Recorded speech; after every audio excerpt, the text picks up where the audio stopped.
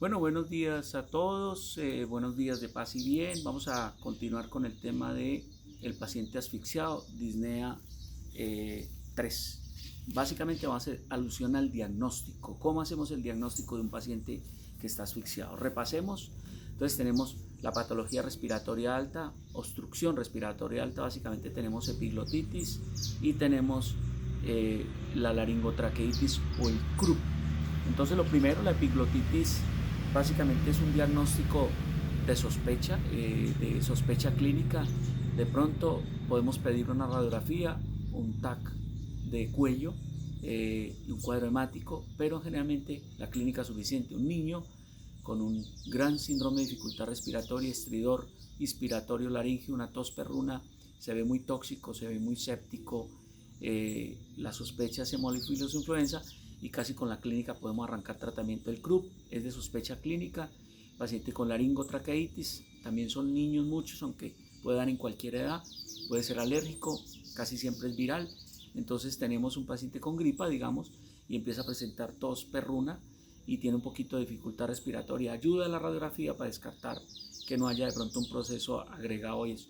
En el momento actual, todo paciente con dificultad respiratoria, con fiebre, pues hay que descartar la COVID, y lo que habría que hacer es la RT-PCR, reacción en cadena de polimerasa de un aspirado nasofaríngeo, o el antígeno, que también está sirviendo para hacer diagnósticos de precisión.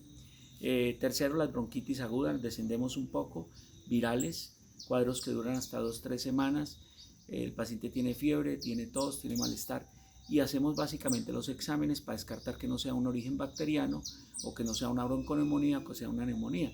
Generalmente por radiografía no vemos nada, el cuadro hemático hay muy pocos cambios, entonces pedimos eso más para descartar otras cosas. Tercero, todas las bronconeumonías, las neumonías, casi siempre de origen virales en los niños, bacterianas en los adultos, el neumococo es frecuente, el hemófilos influenza, la moraxella catarralis, la misma legionela, la misma clamidia, son bacterias. Entonces en esos pacientes mínimamente pedimos cuadro hemático. Si es un paciente con comorbilidad, nos toca pedir otros exámenes de laboratorio como pruebas de función renal, y ese paciente fundamentalmente hay que hacerle una radiografía porque nos ayuda a descartar si hay un proceso neumónico, si hay un derrame, si hay desplazamiento del mediastino, si hay pleuritis o si hay pleuresía, y en algunos casos nos toca hacer de pronto una ecografía para mirar un derrame pleural, las características, ecografía pleuropulmonar nos puede ayudar, y el TAC con contraste que nos puede ayudar. Definitivamente pensar en la COVID ahora hay que descartarla, siempre descartarla. Pero entonces el diagnóstico, si es clínico de sospecha, paciente con fiebre, tos, expectoración, puede haber hemoptisis, es un cuadro agudo y que además tiene estertores, puede haber sibilancias, puede haber roncos. Entonces ese paciente sospechamos bronconeumonía, sospechamos neumonía, y nos puede ayudar la radiografía o la TAC. El otro paciente es el paciente con asma. El paciente con asma bronquial es la clínica la que hace el diagnóstico. ¿Qué sirve? La espirometría y en algunos casos la radiografía para descartar obviamente que no hay procesos neumónicos, bronconeumónicos, que hay una sospecha de una COVID en un paciente asmático, y en algunos eventuales la TAC. El EPOC, este diagnóstico clínico, paciente crónico, añoso, fumador, cocinador de leña, que tiene tos, desgarro, expectoración, y se asfixia, empieza a asfixiarse. Ese paciente necesita mínimamente su cuadro hemático, sus pruebas de evaluación sistémica, metabólica, renal, y necesita una espirometría. La espirometría nos ayuda a hacer la clasificación, la famosa clasificación de Gold del paciente con EPO o el paciente con asma, también nos ayuda. La TAC puede servir porque nos ayuda a descartar el tipo de lesión que hay en el pulmón. La radiografía es mandatoria, obligatoria. Entonces, en algunos casos el ecocardiograma y eso.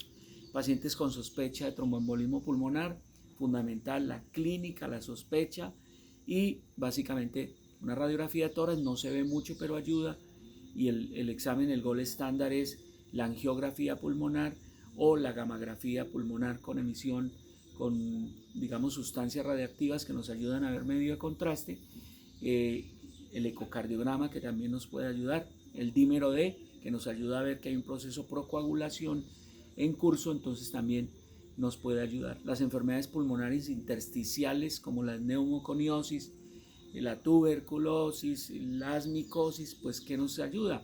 El exámenes básicos generales y la radiografía de tórax, la TAC nos ayuda, y en muchos de los pacientes necesitamos fibrobroncoscopia, necesitamos de pronto los exámenes de cultivos, si estamos pensando en TBC, si estamos pensando en micosis, entonces sí necesitamos en ese tipo de pacientes, sobre todo enfermedad pulmonar intersticial difusa, exámenes, y la espirometría, que da un patrón básicamente restrictivo. Sospechamos falla cardíaca, que también clínicamente la Framingham es una clasificación clínica.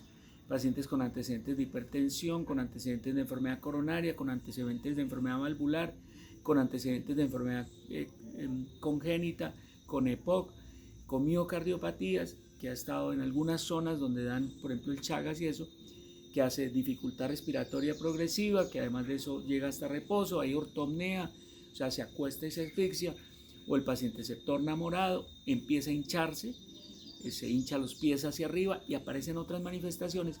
Ese paciente necesita exámenes generales, exámenes de función renal, en algunos exámenes pruebas hepáticas, pero fundamental el electrocardiograma, la radiografía de tórax, el ecocardiograma, para hacer la clasificación y el diagnóstico de precisión, por ejemplo, de falla cardíaca.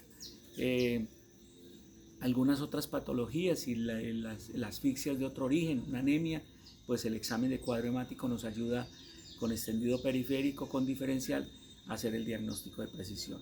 Son muchas las cosas que tenemos para contarles, para compartirles, y si me están viendo los estudiantes, que espero me estén viendo, les quiero dar para terminar un consejo. Convénzase de que la institución es muy importante, los profesores somos muy importantes, pero lo más fundamental es usted y su proceso, su compromiso con su proceso de enseñanza-aprendizaje. Su proceso de formación depende fundamentalmente de usted, de la capacidad que tenga para convencerse de que hay que autoformarse, hay que autodisciplinarse, hay que autodirigirse, hay que ser apasionado por el estudio, hay que sistematizar el estudio, hay que organizarse con el estudio. Si eso no ocurre, difícilmente una institución o un profesor le va a brindar el camino. Feliz día y seguiremos mañana con otro tema. Que Dios los y nos bendiga.